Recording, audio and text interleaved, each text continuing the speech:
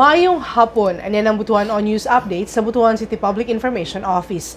Miingkod isip mga Little City officials o Little Department Heads ang 48 ka child representatives nga nagikan sa nagkalain-laing barangay, eskwelahan o residential care facility sa Dakbayan sa Butuan.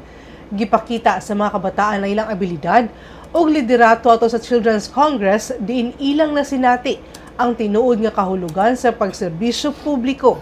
Gidawat sa mga kabataan ang hagit o higayon nga gihatag kanila.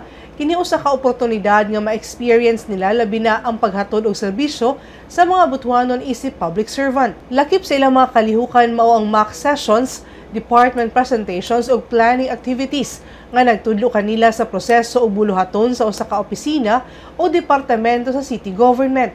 Ang nasangpit nga kalihukan gipasiugdahan sa lokal nga panggamahanan sa pagpanguna ni Mayor Lau Fortun isip kabahin sa iyang advokasya sa pagmugna og inklusibong komunidad.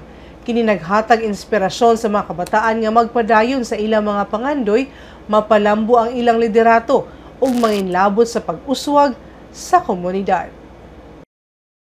Ug mo katong updating adlaw alang sa mga updates, follow and like ang official Facebook page, TikTok, Instagram ug subscribe sa YouTube channel sa Butuan City Public Information Office. 36 days na lang, Pasko na. Ako si Charmaine Awitan, daghang salamat.